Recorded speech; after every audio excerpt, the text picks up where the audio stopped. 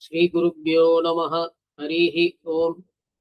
Om Śrī Madhvācārya Ramakrishna Vedāvyāsātmaka Lakshmi Hayaghrīvāya Namaha.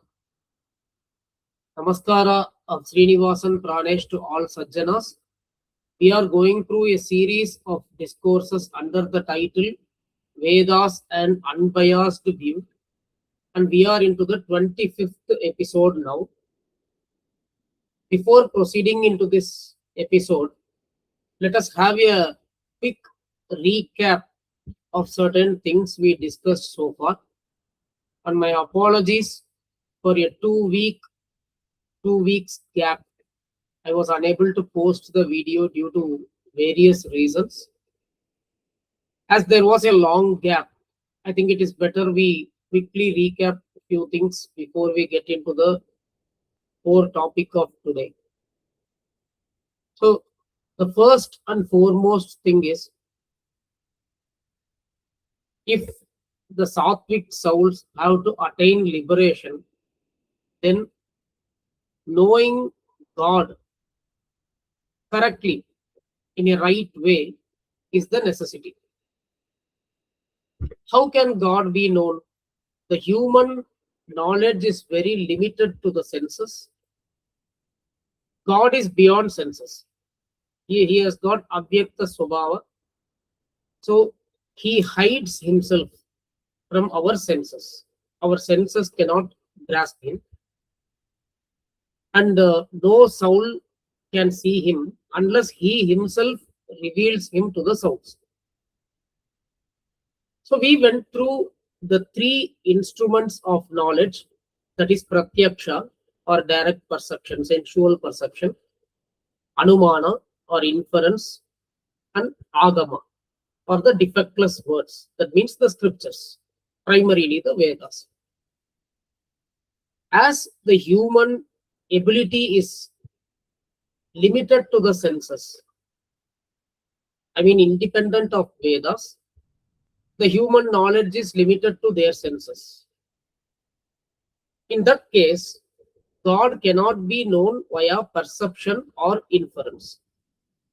So obviously, for things that are beyond our senses, we have to resort to the Vedas. We have to know through the eternal words or the Vedas, eternal sounds. Why Vedas? Because Vedas are the authority in such matters. How Vedas are authority?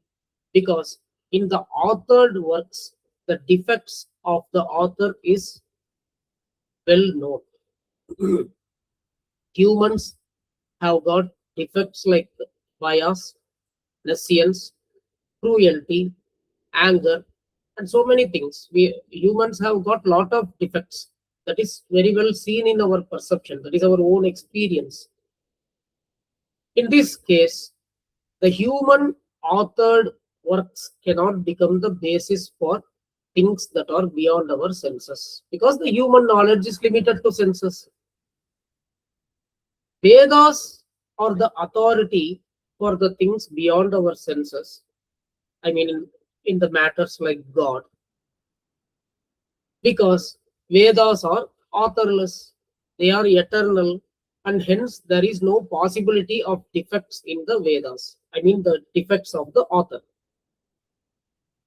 But the opponent object the presence of eternal sounds. They don't agree. Anything we say in this world, obviously we will have opponents, we will have debates. The truth always have to be established via debates.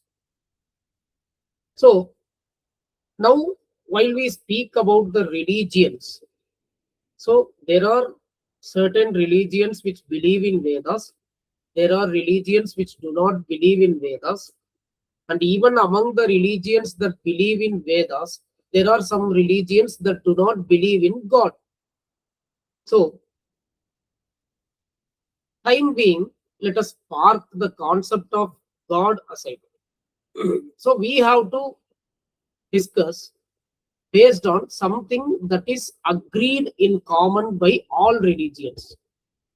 In first place, we have to establish the eternity of the Vedas And through that only we can start knowing God. Through Vedas only we can know the God. And to ensure or to make people understand that Vedas preach only right things, the eternity of the Vedas have to be proven in the first place. So all religions should necessarily accept in the do's and don'ts. Means the righteousness and unrighteousness, irrespective of whether they believe in the concept of God or not, whether they believe in the concept of liberation or not, they have to preach righteousness and unrighteousness, the do's and don'ts, the right and wrong.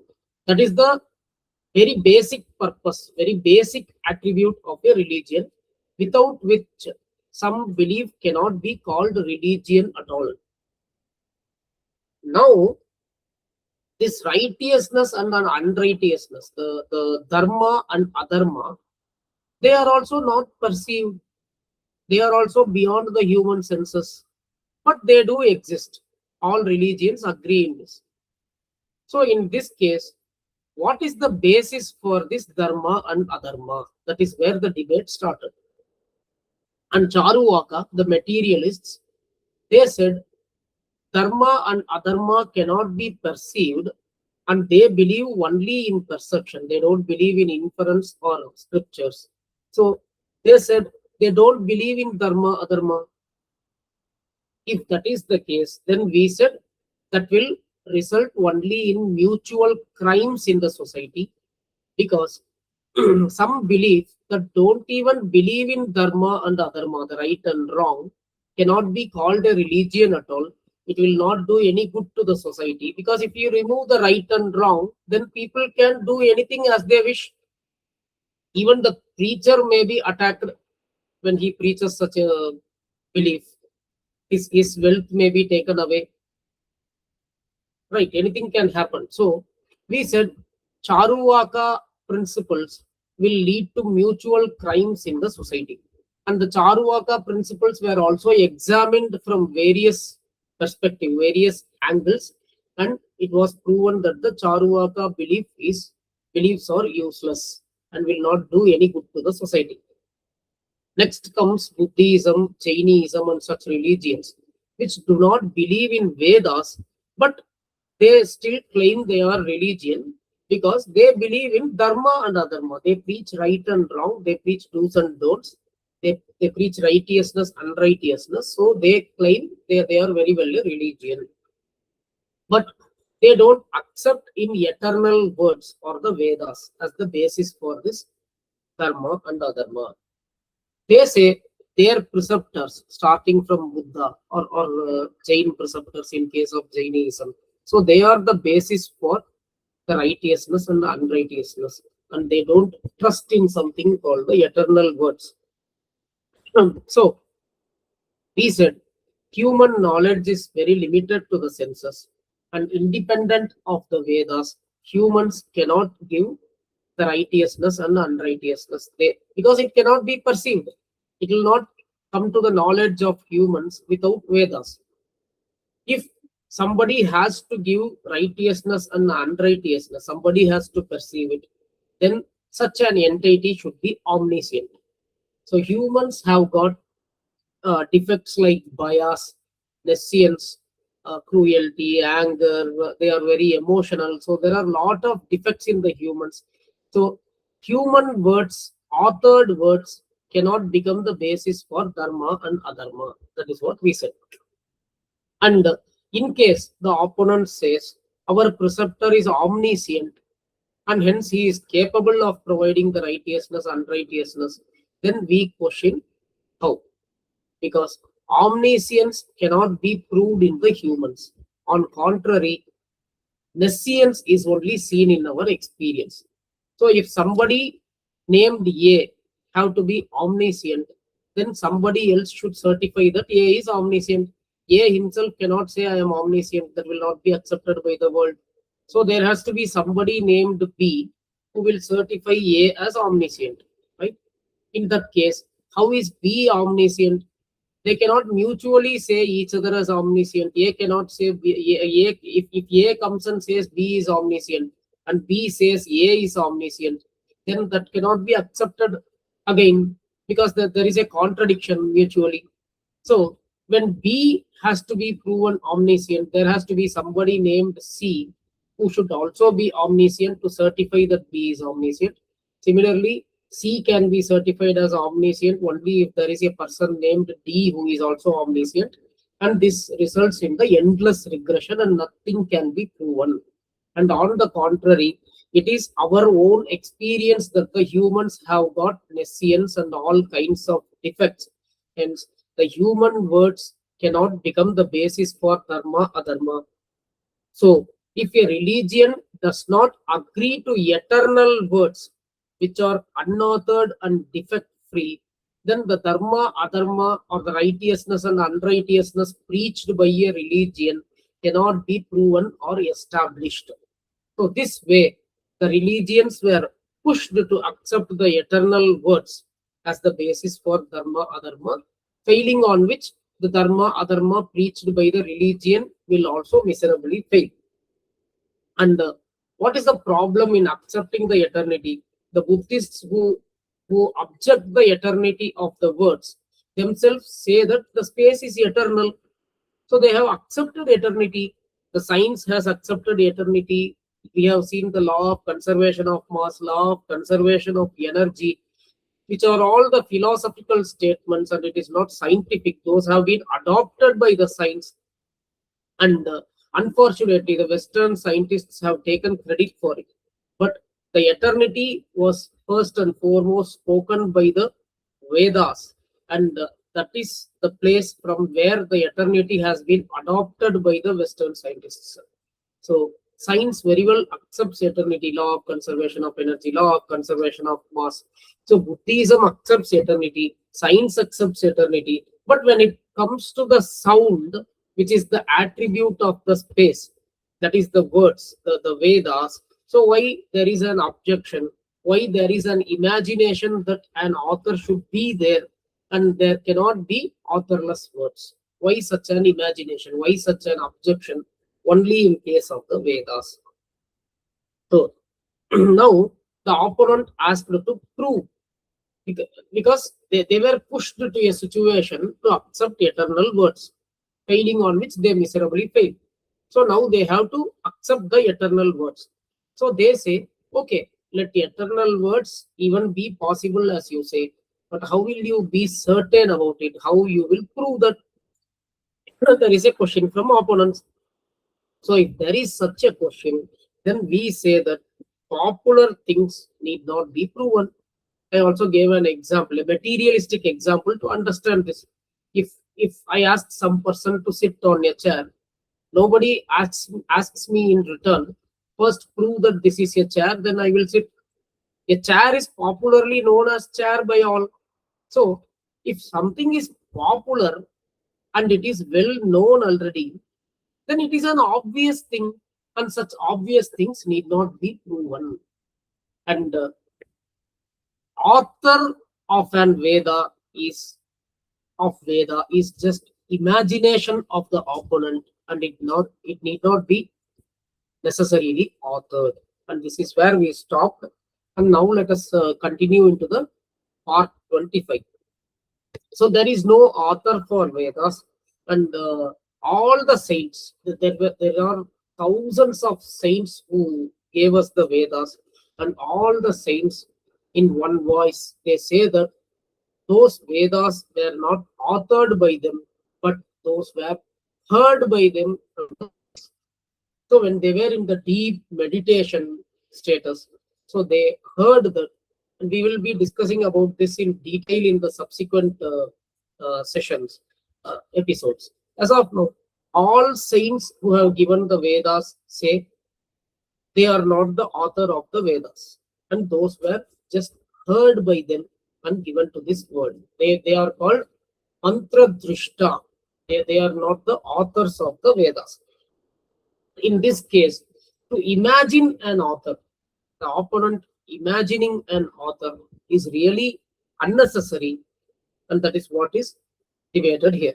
So if this imagination is removed, so now what is the obstacle to accept that Vedas are eternal? It is the imagination of the opponent that everything have to be authored.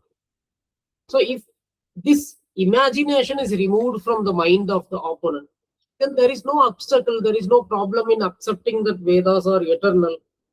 And there is no proof from the opposite side equally to prove that Vedas are non-eternal. If they simply state that Vedas are non-eternal, Vedas are authored, that will not become authored. So what is the proof from the opponent side that Vedas are authored? There is no author seen in this world. How will they prove that Vedas are authored? So how opponents say this Vedas are authored? Let us go through that. There is no direct proof available. For example, we have seen in so many works that at the end of the work, the author will himself give his name. He will claim that that particular person is the author of so and so work. So such works we have seen. So there is no such direct proofs from Vedas. Nobody said that the Veda mantras are authored, and on contrary, everybody said that these are not authored by them and just heard by them. So there is no author for the Vedas, which is very, very popular. So rishis say they have not authored, they have just heard. So in this case, when all the scriptures clearly say that the Vedas are not authored by the rishis who gave them, and even the God is not the author of Vedas, then its eternity has to be accepted. Now, the opponent has got only the inference as the means to prove that Vedas are authored.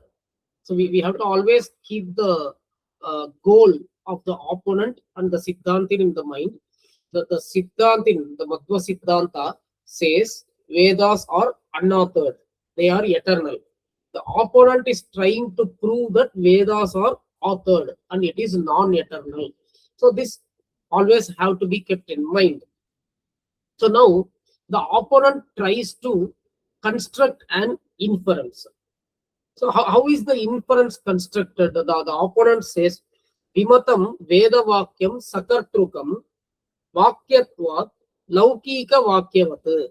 So he says, the opponent says, Vedas have authors as they are in the form of sentences similar to the authored works.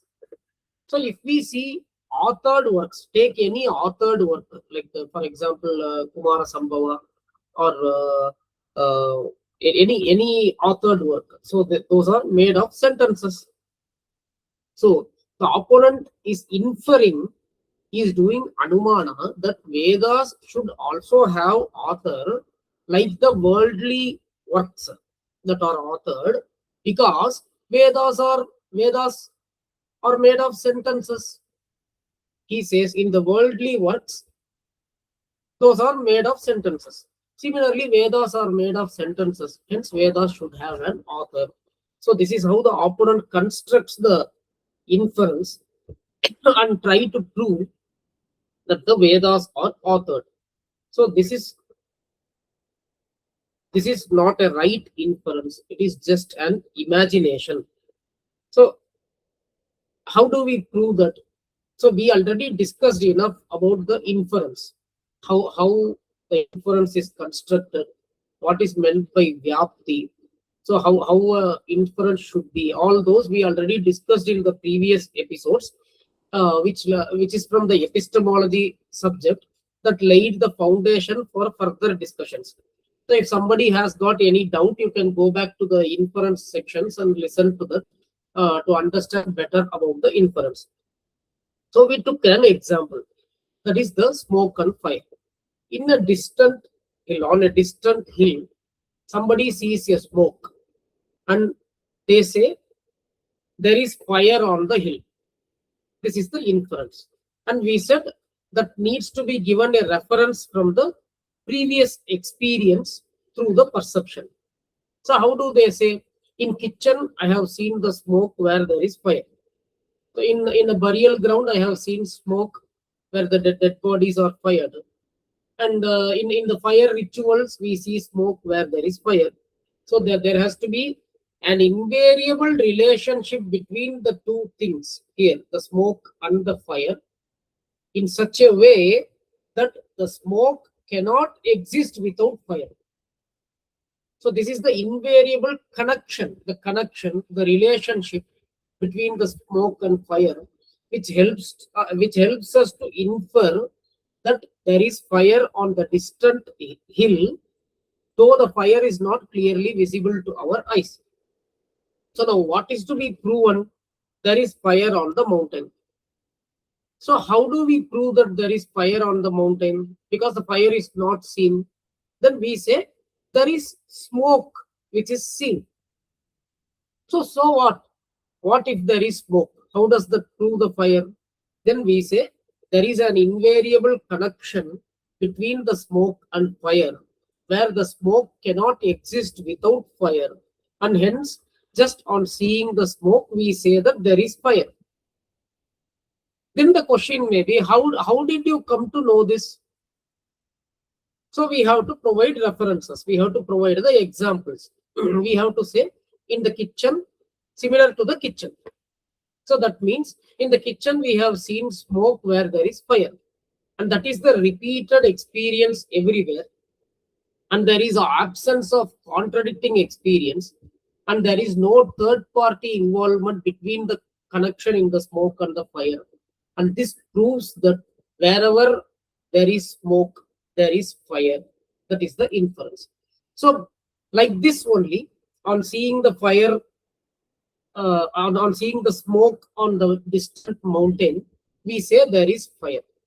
So now a similar kind of inference is made. They say Vedās have author. This is what the opponent wants to prove. Vedās have an author. So how do you say that Vedās have an author? So they say Vedās are in the form of sentences. So what? If these are in the form of sentences, how do you say that Vedās are authored? So he cites the authored works as reference. They say similar to the authored works. So the opponent says, in the authored works, the work is made of sentences. Similarly, Vedas are made of sentences. And they infer that Vedas should have an author similar to the worldly works. So this is the inference of the opponent. So if said so, then Śrī Madhvācārya says it is not. It is not so. It's a big no to that inference. So if we ask why no, then Śrīmadācārya says, Śrī Madhvācārya says, if it is said that the Vedas have authors similar to the worldly works, that is the worldly authored works, it is not so. Because in the authored works, the popularity of authorlessness, that is the absence of an author, is absent. Let me repeat. Śrīmadācārya says, if it is said that the Vedas have author similar to the worldly works,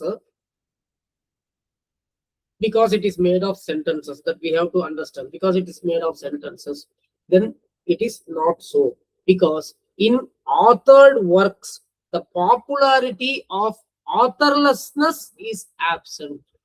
So that means authored works are very popular that they are authored, right? I'm saying in the other way. So means authors of the authored work or the authors of the worldly works are very well known. They are popular. Let us take Kalidasa's Raghuvamsa Kavya, for example, or let it be Kumara Sambhava, whatever it is. We very well know that has been authored. We know the name of author here. So let us take Sumadhva Vijaya, which is the biography of Śrī Madhvācārya. We very well know, it is very popular that it is composed by Śrī Narayana Panditacharya, who lived in the same period as Madhvācārya, and he wrote the biography of his guru. So that is very well known. And let us take a Yantrodharga Hanuma Stotra, for example. It is very popular, very well known that Śrī Vyasaraja Tirtha has written it. So these are the recent works within 1000 years. Sumadhva Vijaya is tentatively 1000 years back. So let us go 5000 years back. The Puranas. So it is very, very popularly known that Vedavyasa have composed them. Mahabharata has been composed by Vedavyasa Deva. So these are 5000 years back. The Bhagavad Gita that was composed by Sri Vedavyasa Deva and delivered by Sri Krishna to Arjuna, which is very well known. And Ramayana actually happened in the 24th Chaturyuga. So we already went through in previous episode that one Chaturyuga, that is one Krita Yuga, Treta Yuga, Dwapara Yuga plus Kali Yuga is equal to 43,20,000 human years. So in this Manvantra, we are now in the 28th Kali Yuga. That means we are in the 28th Chaturyuga, whereas the scriptures clearly say Ramayana happened in the 24th Chaturyuga. So for each Chaturyuga, if we account 43,20,000 years, then Ramayana should have happened somewhere, bare minimum, somewhere around 1,60 lakhs years or even earlier. Am I right? So it is 1.5 crores plus, let us say like this.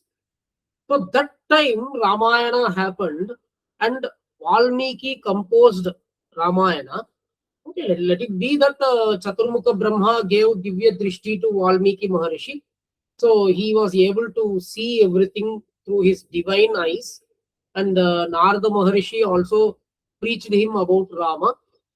So with that, he had divine eyes. He looked into the life of Rama, Sri Rama, and recorded whatever happened as such. And that has become the epic Valmiki Ramayana.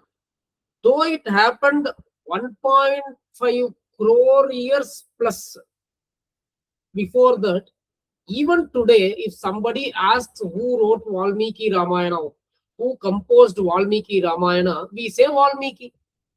He was also a part of that Valmiki Ramayana. He played a role in it.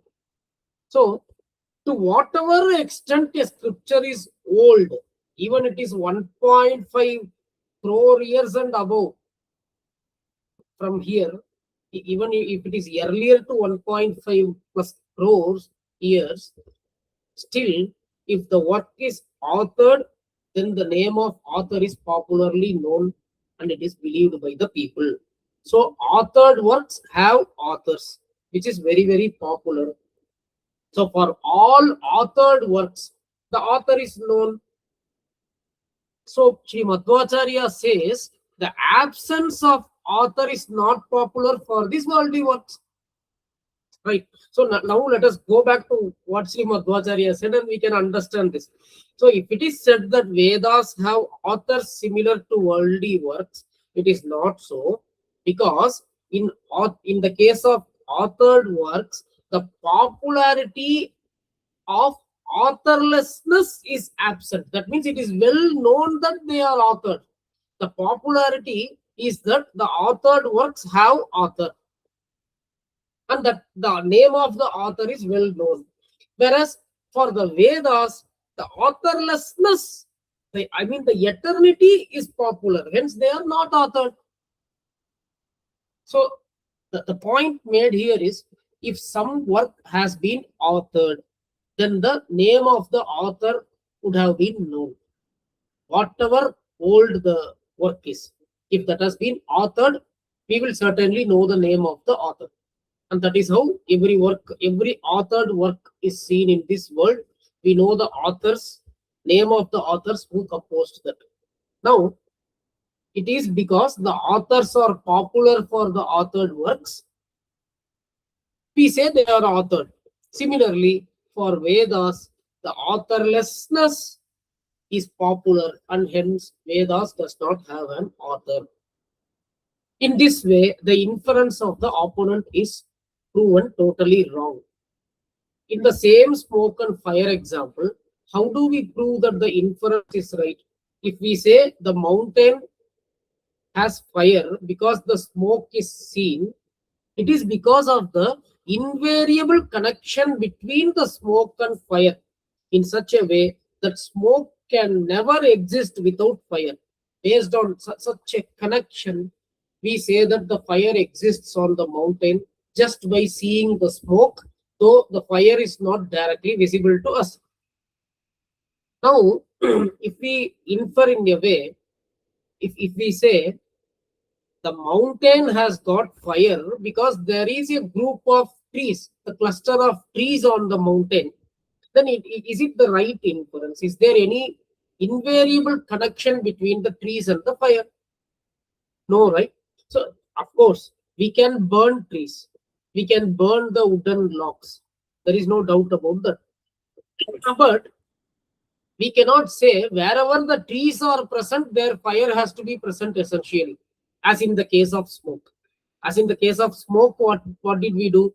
The smoke cannot be present without fire, or the smoke is essentially present wherever there is smoke. Without fire, the smoke cannot come. Right? So that way, we infer that fire is present based on the smoke. That is based on the invariable connection between the smoke and the fire. Fire can exist without smoke, as in the case of LPG, but smoke cannot exist without fire. So based on this invariable connection, we decide or we infer that the fire is present on the distant hill. But instead, if we say the mountain has got fire because there are cluster of trees, then that need not be necessarily true. That is not a proper inference actually, because the trees can exist even when there is no fire. So the inference given by the opponent in this case, the inference constructed by the opponent in this case to prove that the Vedas are authored is something similar to saying there is fire in the distant mountain because there are cluster of trees seen on the mountain. How does that prove the fire? So worldly works are authored. Worldly works are authored because authorship is popular. Vedas are unauthored because absence of author is popular. Right? So whatever is popular, that need not be proven. That was the debate.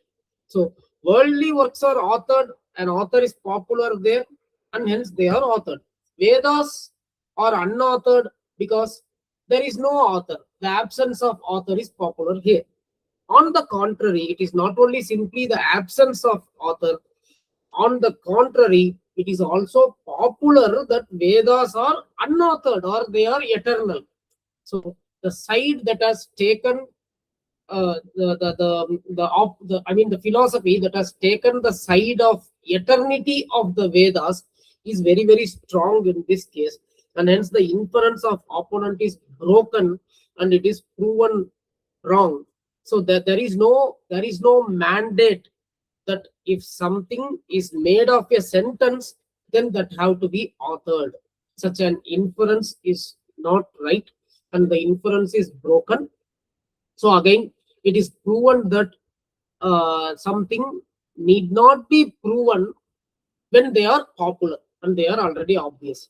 In case of Vedas, the authorlessness or the eternity of the Vedas is already popular and it is obvious, and hence imagining an author to the Vedas just because the Vedas are made of sentences is not a right imagination. It's just an imagination. It is not a right inference. And Vedas are popularly known as eternal and authorless. And the opponent themselves accepts eternity in the case of space. For example, the Buddhists, they accept eternity in space. Then what is the problem in accepting the eternity in sounds? So if they say the sounds are not eternal, the words are not eternal, then it can be only the imagination of the opponent, and it does not prove anything. It does not prove that the Vedas are authored. So this way it is dealt so far. Again, this is not the end of the discussion. We still have so many things to discuss, which we will be going through in the future episodes, in the subsequent episodes one by one. The subject may be little tough to understand, but I am sure it can be understood. If there is a difficulty in understanding, then maybe the audience may have to listen it twice or thrice.